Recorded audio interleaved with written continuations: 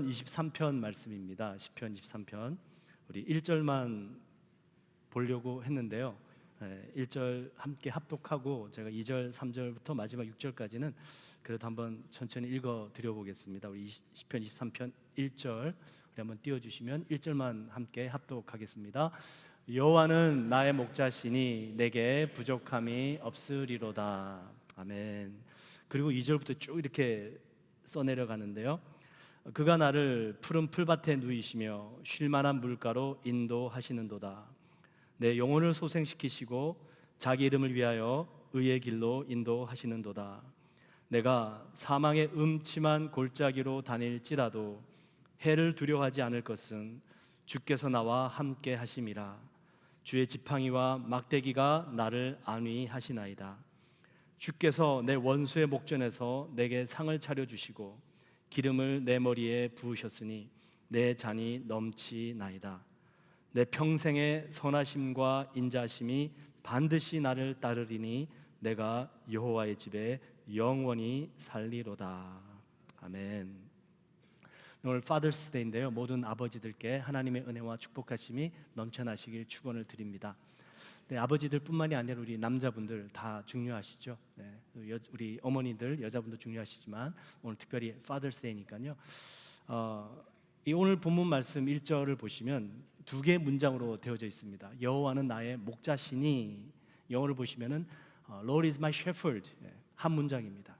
그리고 두 번째 문장은 내게 부족함이 없도다입니다. I shall not be in want. 나에게는 부족함이 없을 것입니다. 두 개의 문장으로 이루어져 있는데요, 저희들은 부족함이 없는 삶을 추구하죠. 만족한 삶, 행복한 삶.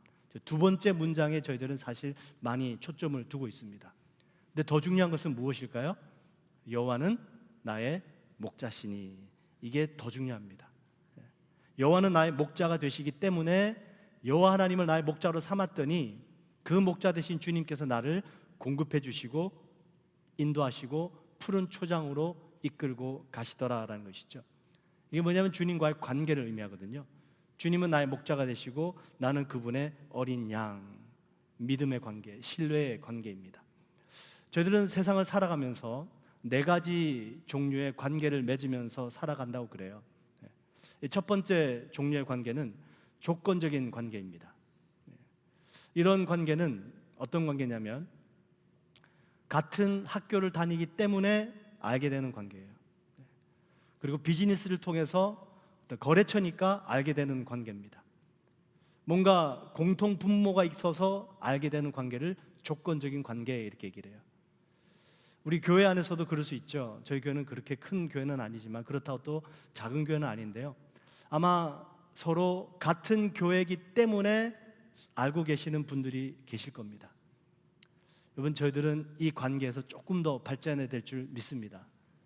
저희들 새섬이 모임 때 제가 그런 말씀을 드렸어요. 저희들은 교회가 그렇게 크지 않기 때문에 한 분씩, 두 분씩 새로 오시는 분이 오시면 새 가족 섬김이 부로 봉사를 하시지만 저희들은 동네 축구 해야 됩니다. 우리 새섬이부 기억나십니까? 동네 축구가 무슨 의미일까요? 여러분, 예전 한국에서 아이들이 동네에서 막 뛰어놀죠. 공 하나만 있으면 어떡합니까? 뭐 수비수, 공격수 따로 없습니다. 그 공 하나 보고 다 달려듭니다. 동네 축구입니다. 저희들은 누가 새 가족분이 오시면 다 덤벼들어야 되는 줄 믿습니다. 그게 새섬이거든요. 그게 저희들의 교회의 모습이어야 될 줄 믿습니다. 손님이 오신 거잖아요. 저희들은 주인입니다. 반갑게 맞이하는 것이죠. 세상에 살아가다 보면은 그러지 못하고 그냥 조건적으로 뭐 같은 학교고 같은 교회고 또 같은 회사고 그러다 보니까 알게 되는 관계, 이 조건적인 관계들입니다.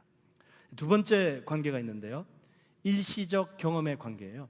일시적 경험의 관계. 오랜만에 토론토에 집회가 있었습니다. 우리 다니엘 기도회, 제일 큰 교회 중에 하나인 큰빛 교회에서 있었습니다. 갔는데 첫째 날, 둘째 날 갈 때마다 예전에 알던 분들을 만나게 돼요. 저희 교회 다니셨던 분도 있었고요. 얼굴은 분명히 기억이 나고 반갑게 인사는 드렸는데 이름이 기억이 나지 않습니다. 다행이죠. 이제 이름을 불러드리지 않아서. 평안하셨습니까? 잘 지내셨습니까? 건강하십시오. 반갑게 인사드리고 헤어졌습니다. 여러분, 학창 시절 때 같은 반의 친구였는데 우연히 길거리 지나가다가 만났는데 얼굴은 기억이 나는데 이름이 기억이 나지 않죠. 과거의 일시적 경험의 관계들입니다.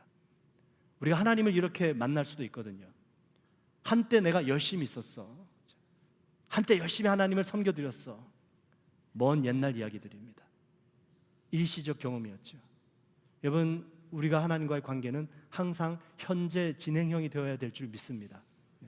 두 번째 관계예요. 세 번째 관계가 있는데요, 정보적 관계입니다. 정보적 관계. 우리 TV나 뉴스를 보시면, 드라마를 보시면 유명한 사람들이 많이 나옵니다. 그들 중에 내가 좋아하는 사람들이 있죠. 싫어하는 사람들이 있죠. 좋아하는 사람들의 팬이 되기도 합니다. 열광하기도 합니다.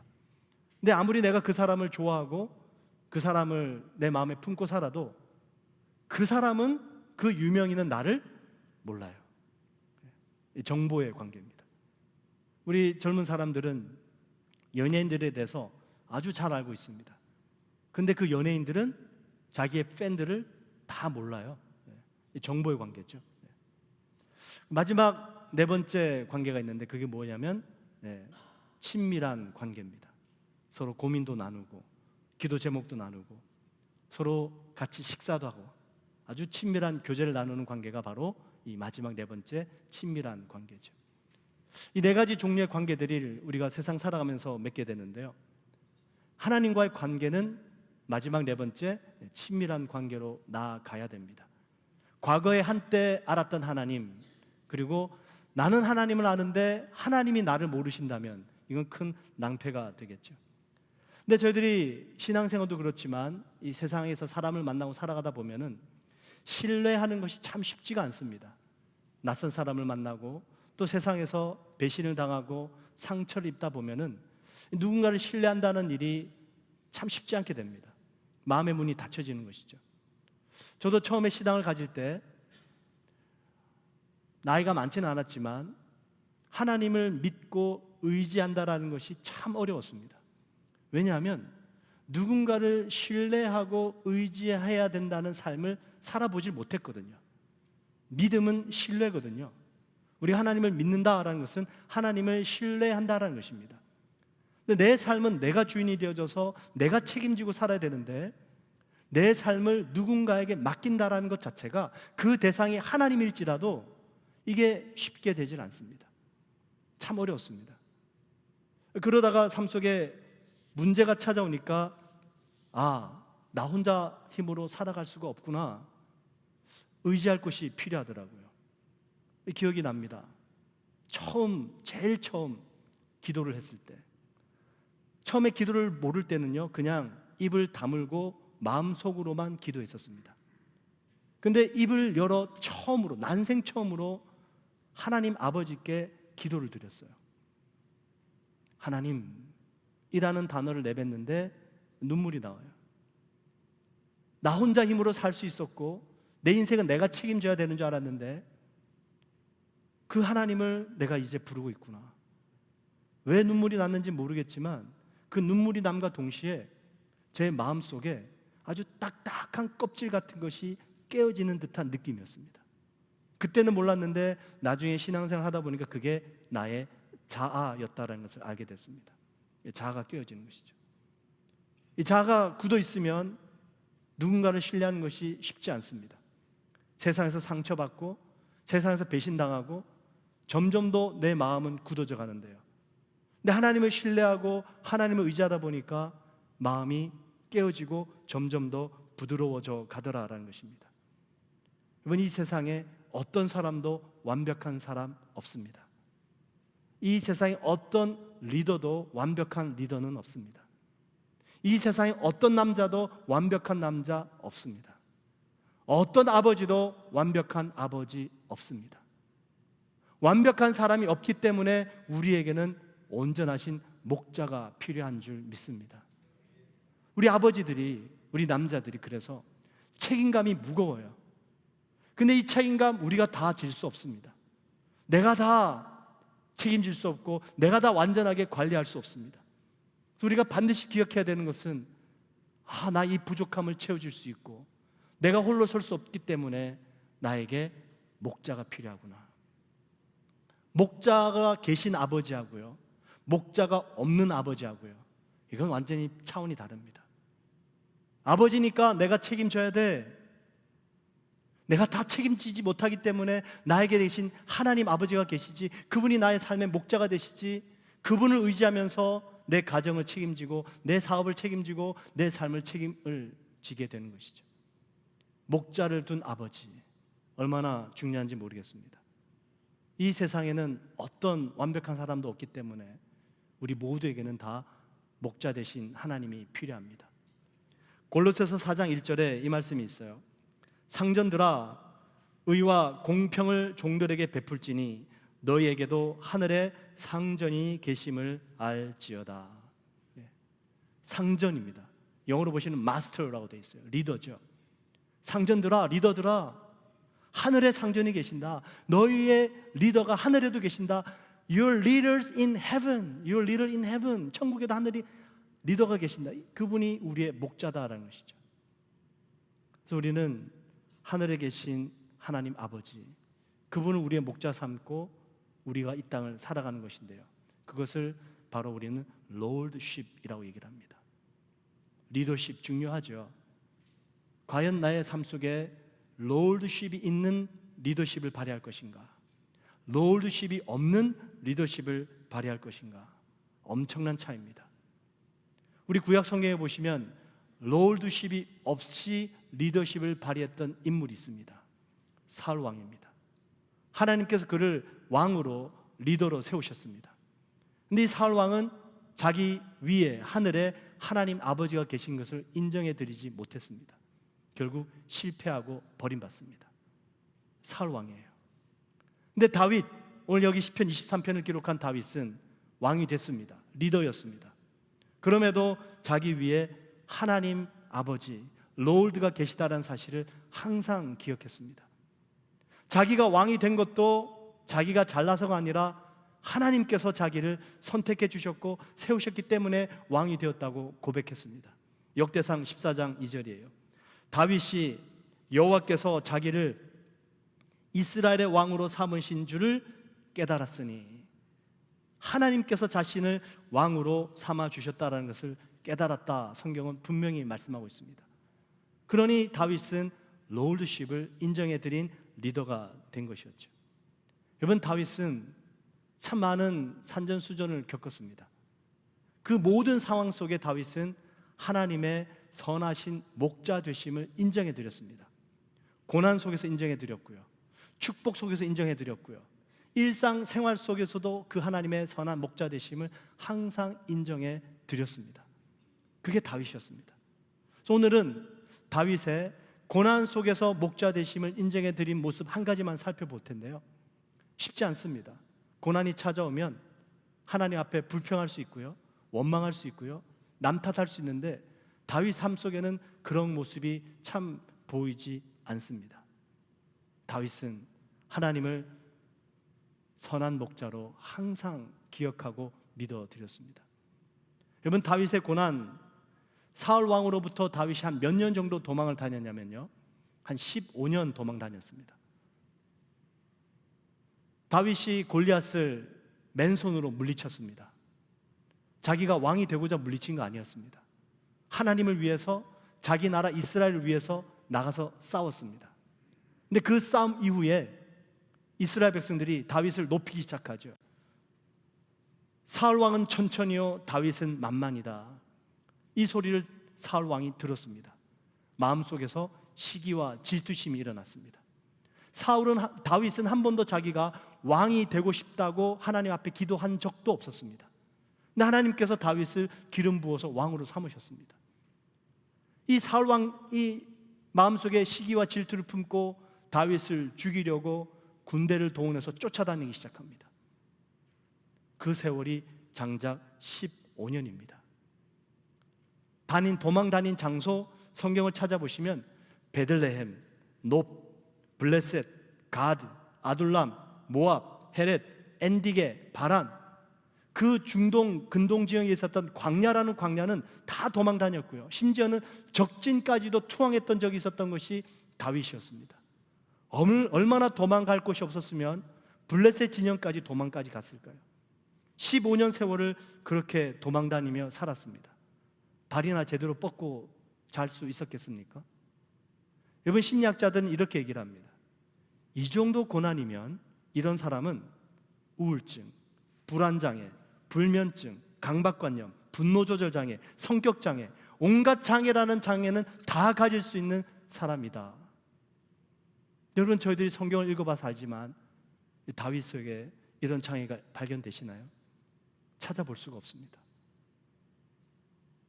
정말 그 15년이라는 세월 동안에 얼마나 엄청난 험난한 세월을 살았음에도 불구하고 다윗은 참 너무나도 잘 이겨냈습니다.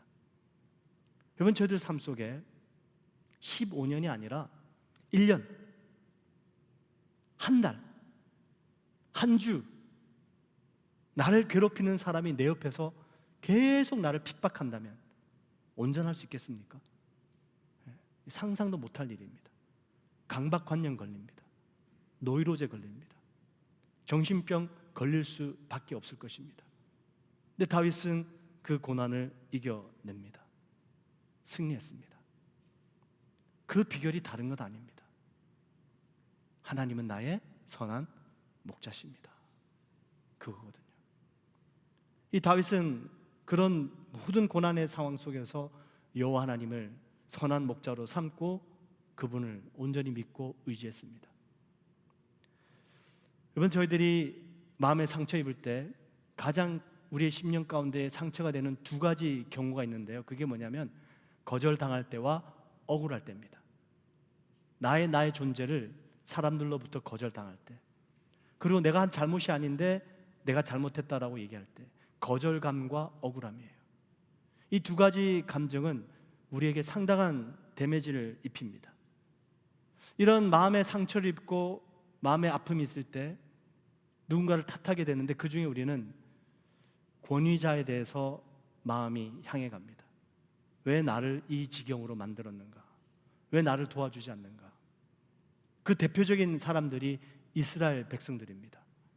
이스라엘 백성들 애굽 땅에 살 때 부르짖었습니다. 하나님, 우리가 너무 고난스럽습니다. 우리가 노예 생활 400년 동안 했습니다. 우리 좀 도와주세요. 하나님께서 그들을 종살이에서 구원해 주십니다. 광야로 인도하셨어요.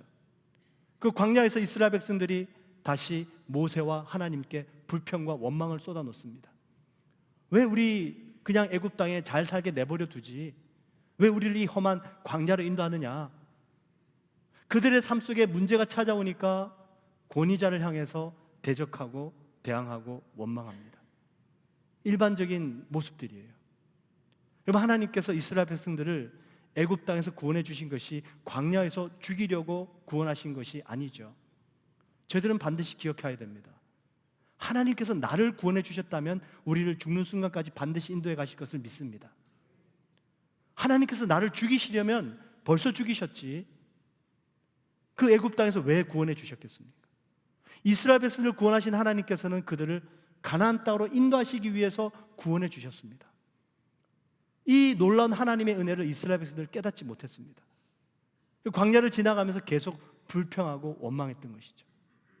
이들은 하나님, 우리를 왜 이렇게 광야에 내버려 두십니까? 근데 하나님에게는 이유가 있었습니다. 출애굽기 13장 17절인데요. 하나님께서 왜 이스라엘 백성들을 그렇게 광야길로 멀리 둘러서 가게 하셨느냐? 출애굽기 13장 17절에 이렇게 말씀합니다. 바로가 백성을 보낸 후에 블레셋 사람의 땅의 길은 가까울지라도 하나님이 그들을 그 길로 인도하지 아니하셨으니 이는 하나님이 말씀하시기를 이 백성이 전쟁을 하게 되면 마음을 돌이켜 애굽으로 돌아갈까 하셨습니다. 숄트컷이 있었어요. 지름길이 있었습니다. 평탄한 길이 있었습니다. 근데 그 길은 블레셋 사람들이 살고 있는 길이었습니다. 근데 그 길로 지나가게 되면 길은 편하고 쉽고 빨리 갈 수는 있지만 블레셋 사람들과 전쟁해야 돼요. 블레셋 사람들이 그 길을 순순히 내어놓지 않습니다. 그래서 하나님은 이스라엘 백성들을 광야길로 둘러가게 하셨는데 이스라엘 백성은 그걸 미처 깨닫지 못했던 거죠. 그래서 불평하고 원망하는 겁니다. 선한 목자를 선한 목자로 알지 못합니다. 사망의 음침한 골짜기를 지나가면서 왜 나를 이렇게 어두운 곳으로, 이렇게 힘들고 위험한 곳으로 인도하십니까? 원망이 생기고 불평이 생깁니다. 한 선교사님의 간증을 들었는데요, 이 선교사님이 해외에서 열심히 선교 활동을 하고 있었습니다. 갑자기 한국에서부터 어머니가 위독하시다는 소식을 받습니다. 도착해 보니 어머니가 뇌종양이 걸리신 거예요. 근데 그 튜머 뇌종양이 그렇게 크지 않습니다. 수술하면 괜찮아질 것 같았습니다. 그래서 의사가 소견을 내놓은 것이 수술합시다. 어머니가 연세가 그렇게 많지 않으시고 수술하면 종양만 떼어내면 더 사실 수 있습니다. 할 수 있습니다. 의사의 소견이었습니다. 이 선교사님과 다른 형제자매들, 가족들이 모여서 회의 끝에 십시일반 병원비, 수술비 마련해가지고 수술할 수 있도록 어머니를 그렇게 치료받을 수 있도록 입원시켜드렸습니다. 기도하는 가운데 수술은 무사히 마쳤고 집도의가 나와서 수술 잘 됐습니다. 이제 어머니가 의식만 돌아오시면 됩니다. 곧 깨어나실 겁니다.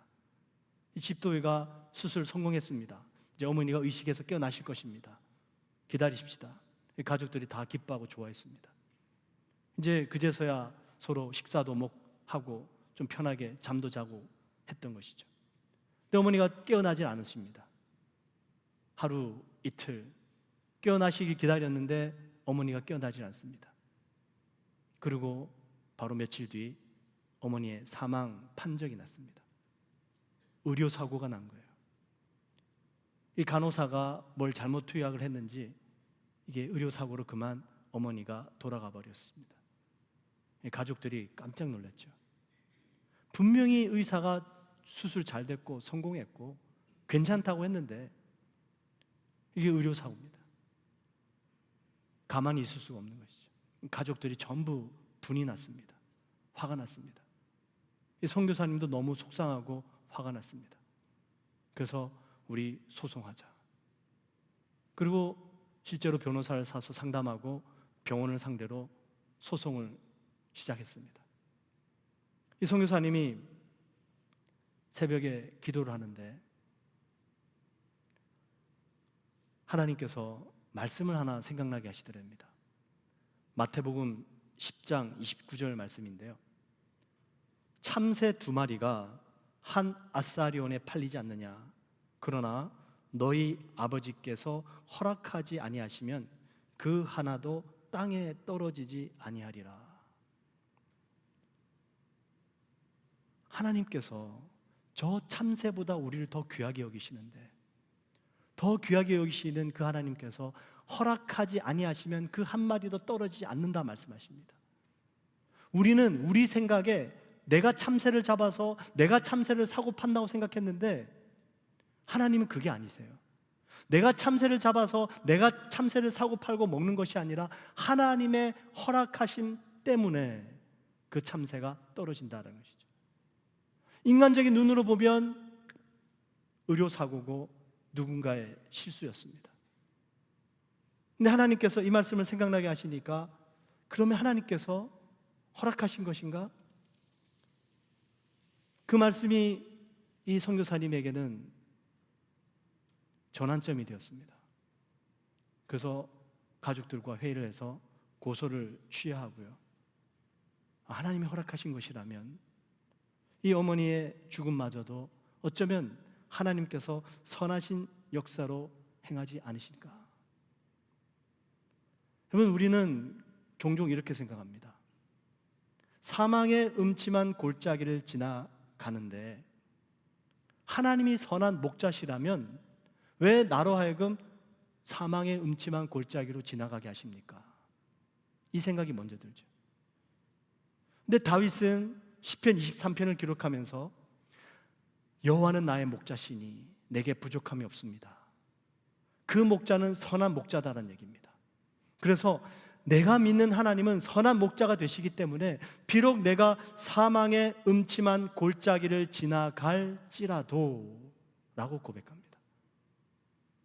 하나님의 선한 목자 되심을 디폴트 상태로 둔 거예요. 이게 변치 않는 진리로 둔 것입니다. 여러분, 하나님의 선하심은 변하지 않습니다. 변하는 건 환경이에요. 사람이 변합니다. 그래서 시편 23편 1절 2절에 보시면 여호와는 나의 목자시니 내게 부족함이 없도다. 그 다음 2절에는요, 그가 나를 푸른 풀밭에 누이시며 이렇게 돼 있어요. 하나님을 목자 삼았는데 그 목자 되신 하나님께서 나를 푸른 초장, 푸른 풀밭으로도 인도하시지만, 그러고 나서 4절에 보니까 내가 사망의 음침한 골짜기를 지나갈지라도, 그분이 선한 목자가 되시지만 환경은 얼마든지 변할 수 있다는 것이죠. 사람은 얼마든지 변할 수 있다는 것입니다. 내가 왜 선한 이 사망의 음침한 골짜기를 지나가야 됩니까? 가 아니라 하나님의 선하신 목자 되심을 절대 진리로 붙잡고 변화하는 모든 상황 속에 그것을 대입한 것이죠.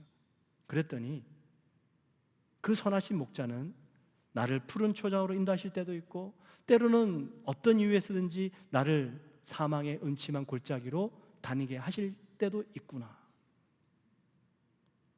그리고 선하신 목자라는 것을 내가 딱 붙잡으니까 그의 지팡이와 막대기가 나를 보호하실 것이다, 믿어지는 것이죠. 그래서 여러분, 저희들이 붙잡아야 되는 게 뭐냐면, 하나님은 나의 목자가 되시고 그분은 나의 선한 목자시다. 그분의 선하심은 변함이 없으시다. 그 변함 없으신 하나님을 믿는 믿음을 진리로 붙잡아야지 변하는 세상 속에, 변하는 내 마음 속에 이겨낼 수가 있습니다. 여호와는 나의 목자시다. 이 고백이 얼마나 중요한 고백이냐면, 그러면 하나님은 나의 shepherd, 목자가 되시죠. 그럼 나는 뭐가 됩니까? 나는 그분의 양이 됩니다. 여러분, 실제로 동물이 목자를 알아볼까요? 못 알아볼까요? 예. 양들이 목자를 압니다. 목자의 음성을 알아요.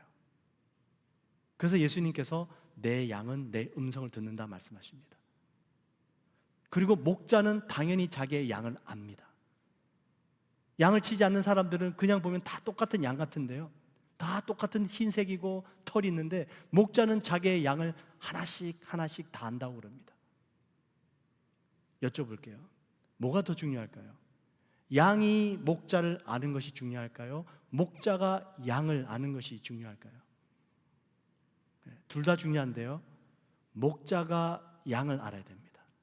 그게 더 중요해요. 그래야지 목자가 양을 알면 그 양은 부족함이 없는 삶을 살 수 있는 줄 믿습니다. 근데 목자가 양을 모르면 안 되죠. 큰일 나죠. 양은 목자를 아는데 목자가 양을 몰라요. 큰일 납니다. 그래서 다윗이 여호와는 나의 목자시니, 이 고백 속에는요, 나는 양인데 내 양인 내가 나의 목자를 알고 있습니다. 그런데 그 나의 목자 되신 그분께서 나를 더 잘 아십니다 라는 고백입니다. 엄청나게 중요한 고백입니다. 요한복음 10장 14절 예수님이 말씀하시죠. 나는 선한 목자라, 나는 내 양을 알고 양도 나를 아는 것이. 선한 목자는 양을 압니다. 그리고 양도 목자를 알아요. 목자가 양을 아는 것, 이게 얼마나 중요한지 모릅니다. 아까 네 가지 종류의 관계들 말씀을 드렸죠. 유명인들 우리가 알 수 있어요. 좋아할 수 있습니다. 근데 그 유명인들은 우리를 몰라요. 그들은 우리의 목자가 될 수 없습니다. 아마존에 물건을 가끔 자주 구입합니다. 교회 물품도 그렇고요. 아마존 창립자가 제프 베조스라는 사람입니다. 만약에 제가 그 사람에게 전화를 해서, 이메일을 보내서 Hey Jeff, I saw you in the news. 제프, 나 당신 봤어. 나 아마존 자주 이용해. 당신 참 잘생겼던데 그 물건값만 받고 나한테 물건 보내줄 때 쉬핑 앤 핸들링 피, 우편료 좀 깎아주면 안 돼? 제프가 뭐라 그럴까요? 너 누구냐? 그러겠죠. 나는 그 사람을 알아도 그 사람이 날 몰라요. 그럼 베풀어 줄 수가 없습니다. 성경에 이 사건이 정확하게 기록이 되어져 있어요. 너희들이 나를 향하여 주여 주여 하는데 나는 너희를 몰라. 마태복음 7장이에요. 그날에 많은 사람이 나더러 이르되 주여 주여 우리가 주의 이름으로 선지자 노릇하며 주의 이름으로 귀신을 쫓아내며 주의 이름으로 많은 권능을 행하지 아니하였나이까리니 그때 내가 그들에게 밝히 말하되 내가 너희를 도무지 알지 못하니 불법을 행하는 자들아 내게서 떠나가라. 이 선지자 노릇한 사람들은 주님을 알았대요. 그래서 주여 주여 했습니다. 근데 주님은 이들을 모른다고 하십니다. 아주 문제가 심각하죠. 우리는 우리가 주님을 아는 것도 중요한데 주님이 우리를 아셔야 됩니다. 그래서 그분이 나의 목자가 되셔서 그 선한 목자 되신 분이 나의 삶을 아시고 책임져 주시고 때로는 푸른 초장으로 지나가게 하시고 때로는 사막의 음침한 골짜기를 지나가게 하실지라도 그분이 나를 지켜주신다. 여기서 믿음이 생기는 거거든요. 하나님이 날 알아. 그분이 날 아셔. 왜냐하면 난 그분의 양이거든. 예수님께서 이들을 모른다고 말씀하실 때 불법을 행하는 자들아 말씀하십니다. 이 불법 뭡니까? 불순종이죠. 결국 주님이 나를 아신다는 것은 내가 그 주님의 말씀대로 살고 있기 때문입니다. 순종하기 때문이에요. 순종을 통해서 하나님께서 나를 알고 계신다는 것입니다. 사울 왕 리더십이 있었는데 롤러십이 없었습니다. 왕은 왕이었는데 리더는 리더였는데 불순종했습니다. 하나님이 그를 모른다 하십니다. 다윗은 리더였지만 하나님의 롤러십을 인정해 주니까 하나님이 그를 책임져 주십니다. 이 사울이 초대 왕이 되어져서 다윗을 죽이려고 그렇게 쫓아다녔습니다. 다윗이 2번 정도 사울 왕을 죽일 기회가 있었는데요, 2번 다 죽이지 않습니다. 살려줍니다. 그때 이 다윗의 대사를 보시면 이 다윗이 얼마나 하나님의 선하신 목자 되심을 인정했는지 깨닫게 됩니다. 한번 그 첫 번째 말씀을 보시면 사무엘상 24장 6절이에요. 우리 24장 6절 같이 한번 읽어볼까요? 시작. 자기 사람들에게 이르되 내가 손을 들어 여호와의 기름 부음을 받은 내 주를 치는 것은 여호와께서 금하시는 것이니 그는 여호와의 기름 부음을 받은 자 됨이니라 하고 하나님의 뜻을 어기지 않습니다. 그러고 나서 다윗이 이렇게 고백해요. 또 같이 한번 합독하겠습니다. 시작. 그런즉 여호와께서 재판장이 되어 나의 왕 사이에 심판하사 나의 사정을 살펴 억울함을 풀어주시고 나를 왕의 손에서 건지시기를 원하나이다 하니라. 저기 이 15절 말씀 보시니까 나의 사정을 살펴 이렇게 되죠. 나의 목자 되신 그분이 나를 아셔라는 것입니다. 두 번째 또 다윗이 사울 왕을 살려줍니다. 또 한번 보시죠. 26장입니다. 26장 11절이에요. 또 같이 한번 읽어보겠습니다. 시작.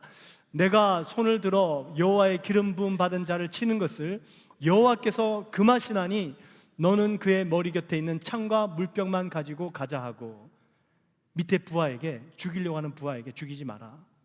사울 왕의 물건만 챙겨라. 똑같이 얘기하죠.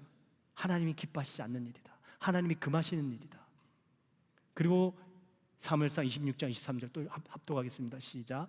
여호와께서 사람에게 그의 공의와 신실을 따라 갚으시리니 이는 여호와께서 오늘 왕을 내 손에 넘기셨으되 나는 손을 들어 여호와의 기름 부음 받은 자 치기를 원하지 아니하였음이니이다.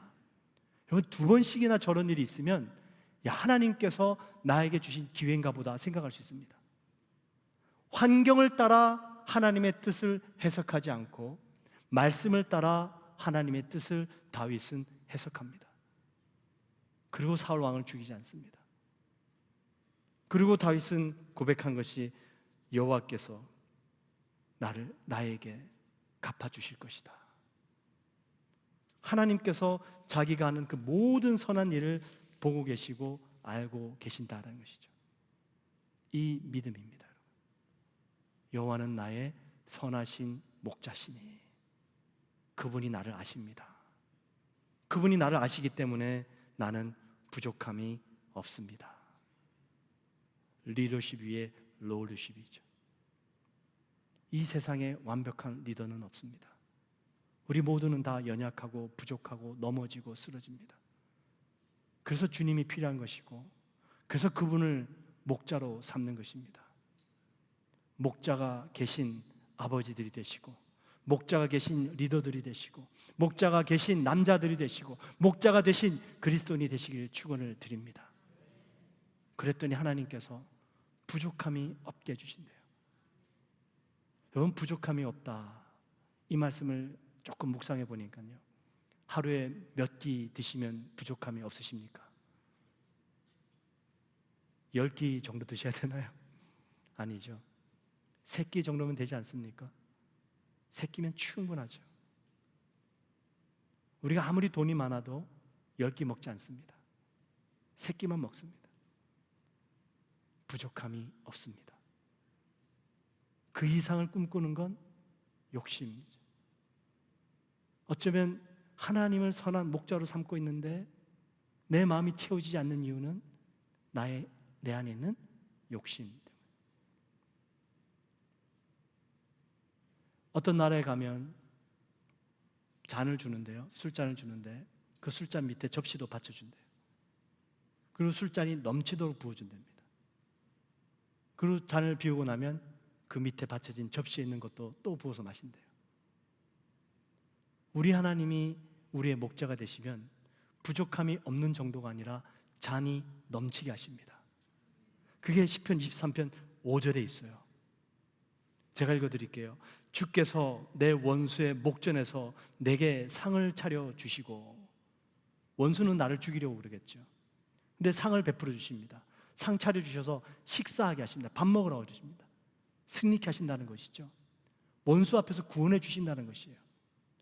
원수로부터 구원해 주시는 정도로 끝나는 것이 아니고 그 다음 절에 이렇게 되어 있습니다. 주께서 내 원수의 목전에서 내게 상을 차려주시고 기름을 내 머리에 부으셨으니. 여러분, 기름은 누구에게만 붓습니까? 리더들에게 붓고요, 특별한 사람들에게 붓고요, 하나님께서 세우시는 사람들에게 기름을 부어주십니다. 우리가 단지 구원받은 것으로만 끝난다면 내 잔은 딱 찰 것입니다. 그러나 하나님이 기름 부어주시기 때문에 잔이 넘치게 돼요. 구원으로 끝나는 것이 아니라 하나님께서 우리를 높여주시고 세워주시고 열방에서 뛰어난 족속으로, 뛰어난 민족으로 삼아주시니까 다윗이 고백합니다. 기름이 내 머리를 부으셨으니 내 잔이 넘치나이다. 이 고백이 어디서부터 나옵니까? 여호와는 나의 목자시니 내게 부족함이 없습니다. 하나님은 나의 선한 목자가 되십니다. 나를 푸른 초장으로 인도하시고 때로는 나를 사망의 음침한 골짜기로 인도하셔도 당신의 그 선하신 목자 되심은 변치 않습니다. 제가 그거 붙잡겠습니다. 그 모든 고난 속에서 하나님의 목자 되심을 끝까지 인정해드리고 그분이 나를 아시기 때문에 그 상황 속에서도 믿음으로, 선함으로 하나님의 기쁨 되기 위하여 살아가 보겠습니다. 주님, 제 잔을 넘치게 하실 줄 믿습니다. 귀한 아버지 날 주일 되시길 축원을 드립니다. 우리 기도하겠습니다. 기도하시면서, 하나님, 저희들 머리 위에는 하나님 아버지가 계십니다. 선하신 목자가 계십니다. 저 그분을 잊지 않기 원합니다.